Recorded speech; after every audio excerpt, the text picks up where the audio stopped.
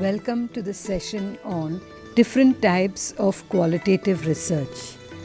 Qualitative research, as you must be knowing, is an approach to research wherein we look at the world through experiences of people.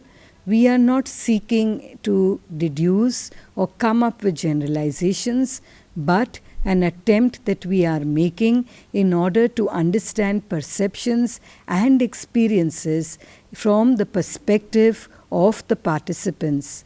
And therefore, in this whole process of understanding the world from the eyes of the participants and giving meaning to the experiences that individuals have gone through in their interaction with the world, we say we are approaching research through a qualitative perspective. We are not here interested in generalizations, therefore huge numbers.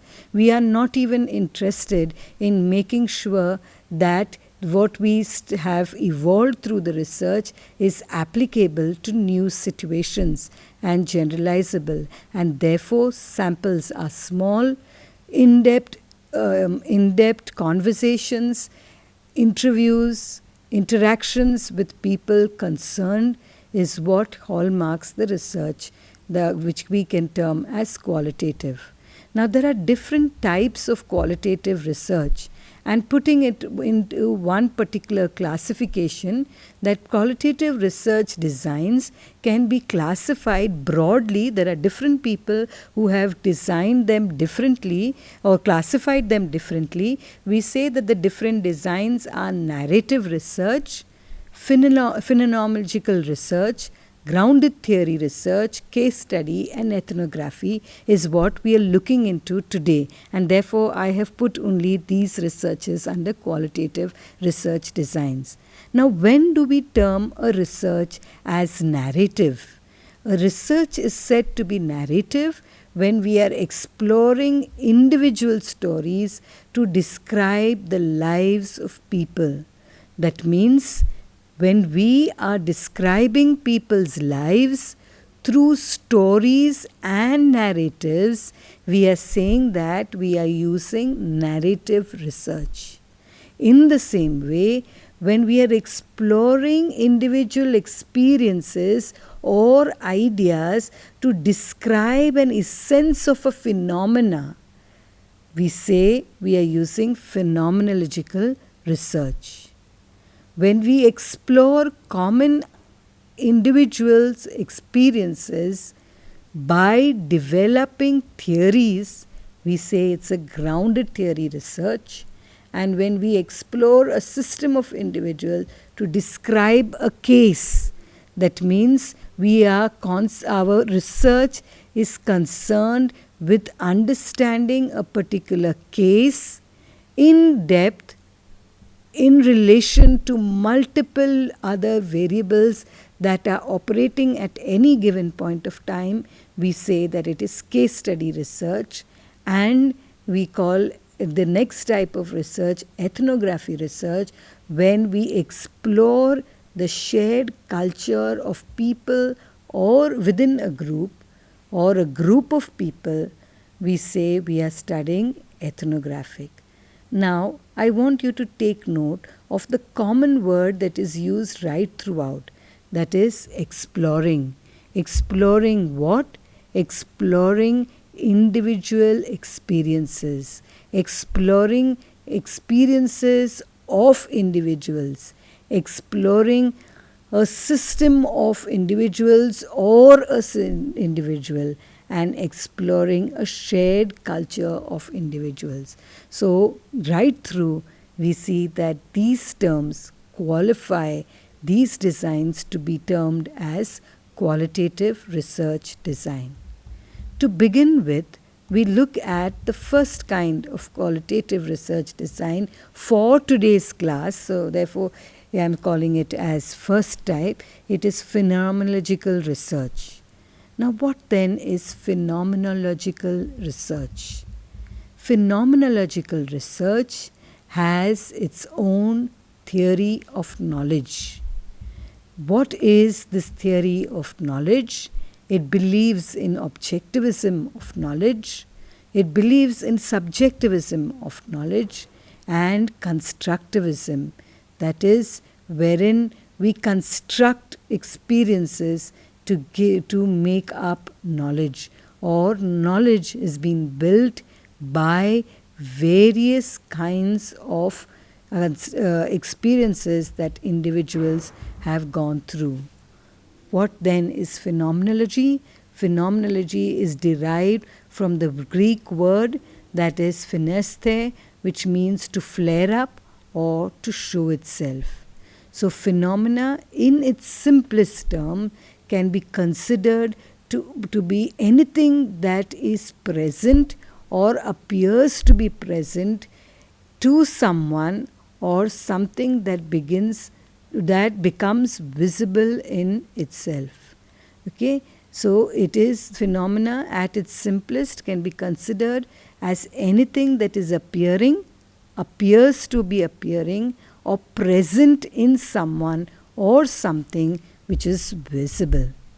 So it not only can encompass perception of seeing, hearing, feeling, etc., but also believing, remembering, wishing, deciding, imaginating, and evaluating.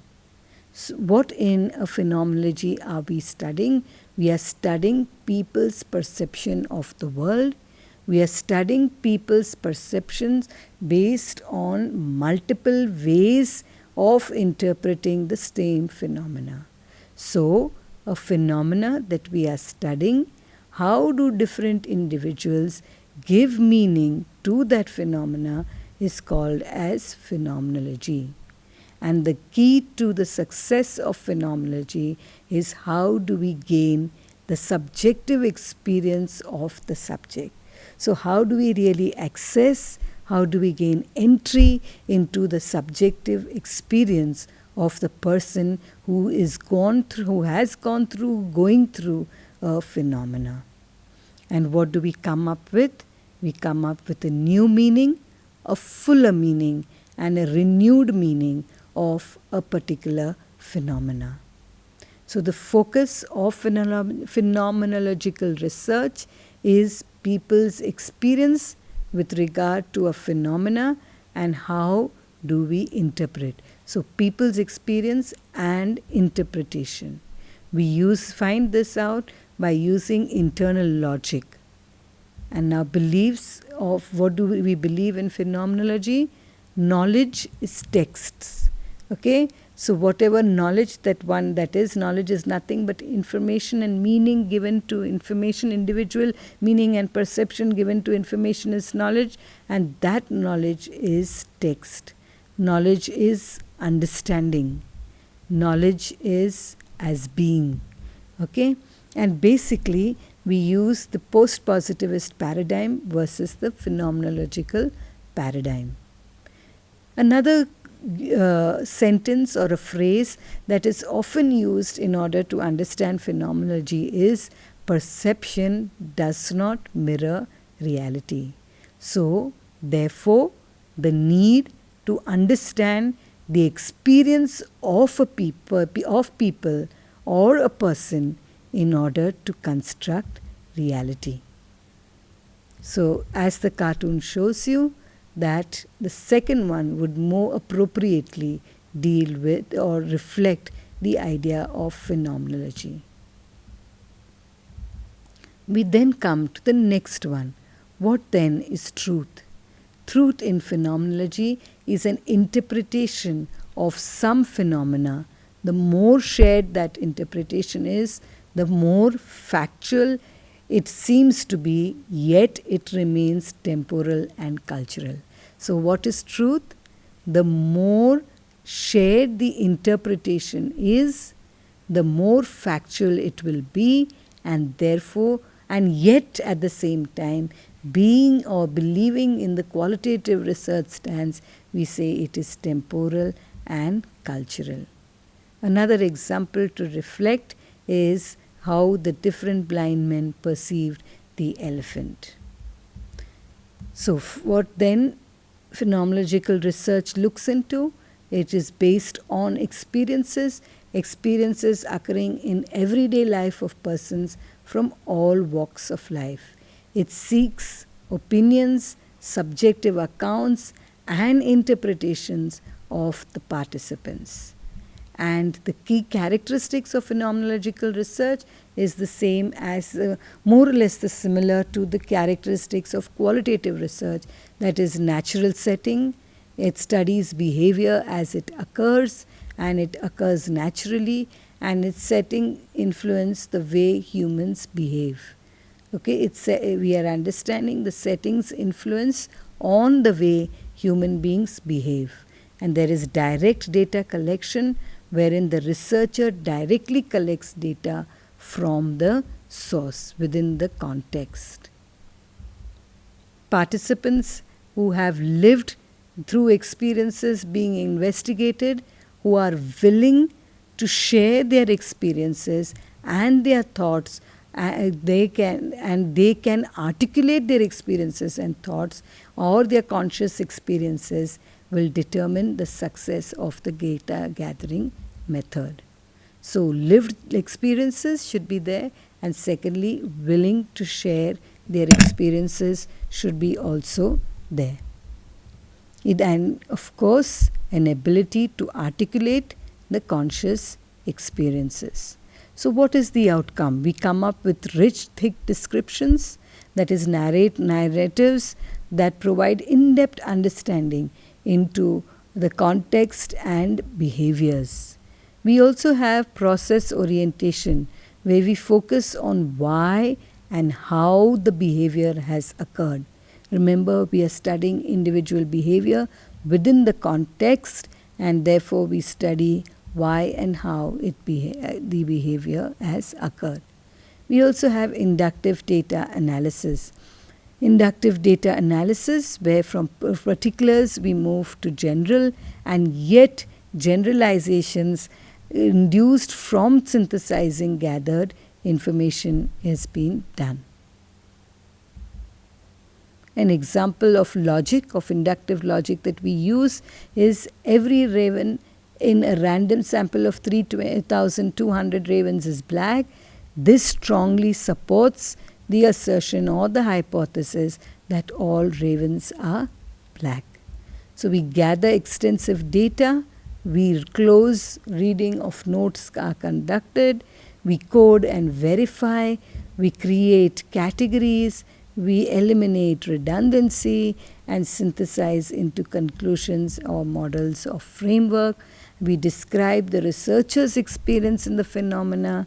We statements that show how participants experience the phenomena are identified, and meaningful units are performed.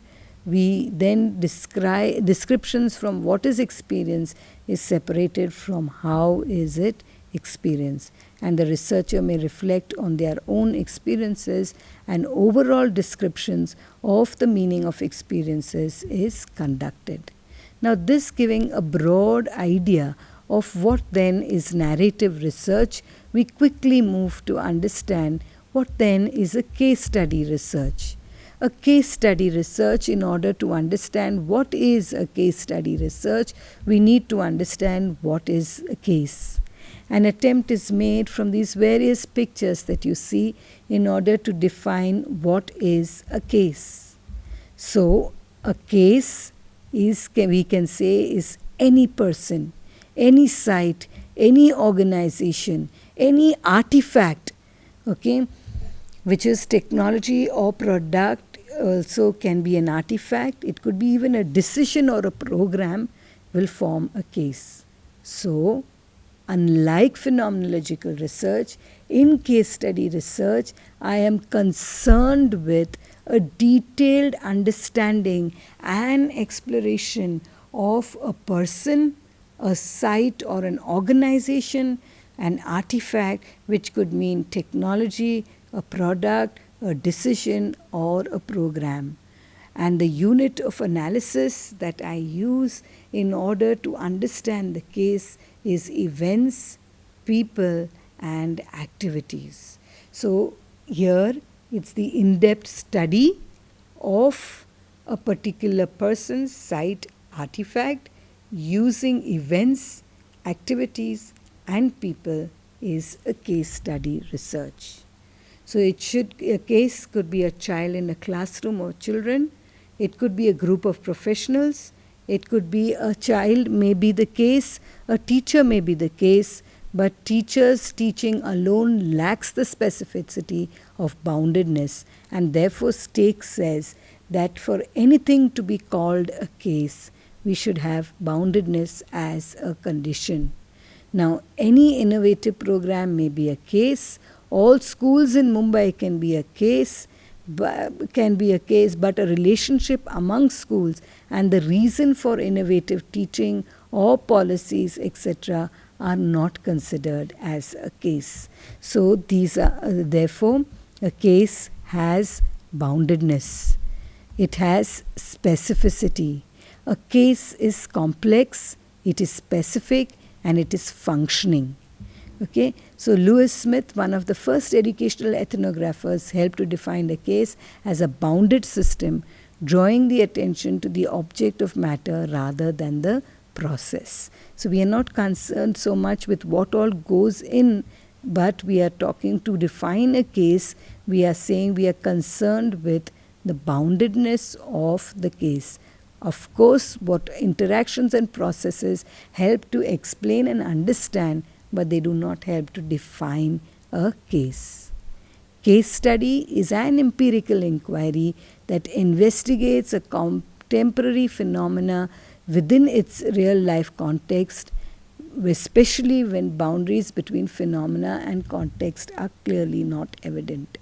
It is useful for describing or answering questions about a particular localized occurrences or context or a perspective of participants, groups towards an event, or beliefs and practices. For example, you can use a particular college or a university, or diet can be a case. Now, when I want to understand the entire system of the university with its complexities in the context of its real life day-to-day existence, I will take up case studies. And therefore, it also helps to explore a complex phenomena of research for which nothing is known. It illuminates the invisibility of everyday life.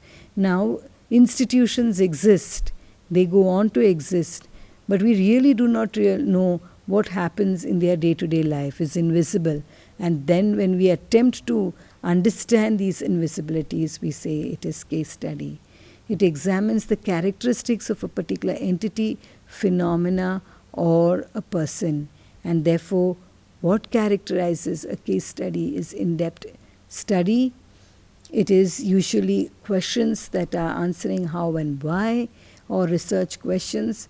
And also we see that to find out what already has happened, we use review of related research. Why case study research? Because it has its emphasis on societal, historical contexts that are influencing.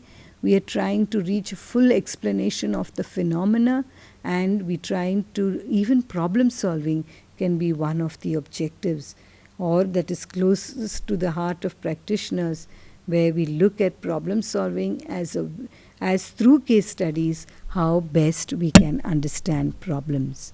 Now, this being what exactly is case study, we then move on to understand quickly what then is grounded theory. Now, grounded theory, as the word suggests, it comes from below or it comes from within. So, grounded, it is rooted in the behavior, words, and actions of those under study. Theory is nothing but a relationship model that usefully and pragmatically links diverse facts. So, from behavior, words, actions under study, I come up with interrelationships of facts which are diverse. I find connections and best fit data one into another into a coherent and comprehensive whole. We say it is a theory, and both together is grounded theory. Grounded theory and qualitative research is most widely used qualitative analysis framework today in social sciences. Okay, it overlaps the qualitative research approaches, particularly with ethnography and case studies. Remember, we studied that in the case of case study, it is an in-depth study of a particular case. In grounded theory, what we are planning to do, or we are trying to understand a phenomena, etc., but the ultimate objective is to evolve a theory, then we say it is grounded theory. It is techniques of handling and interpreting data can be incorporated in other research methods. Now, this being what then is grounded theory.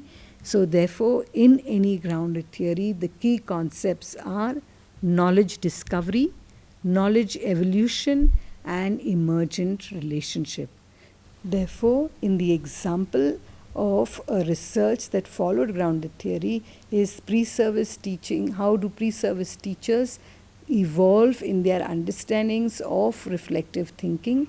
We can develop a theory where we show different phases. We show how knowledge is discovered in terms of transitions made from one phase to another, of understandings of reflective thinking, etc. We are saying it's a grounded theory.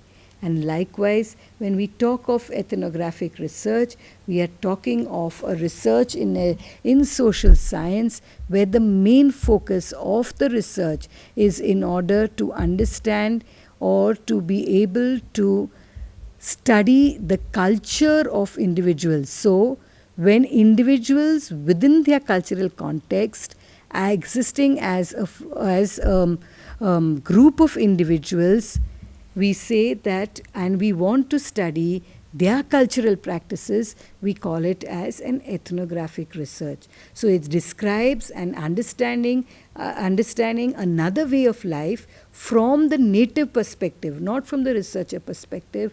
We say it is ethnographic research. So we saw ethnography is the concern in ethnography being to understand and to describe behavior from the native perspectives in terms of culture. It's ethnography. Grounded theory, when we build from behavior and different patterns of behavior to developing links or patterns of relationships and facts, we say it's grounded theory. For narrative, when we understand the world in terms of stories and experiences that people give of their own lives, it is narrative research. And an in-depth understanding of a person, an artifact, or a phenomena is case study research. Now, these are broadly, and all of them have the characteristics of qualitative data analysis. Thank you.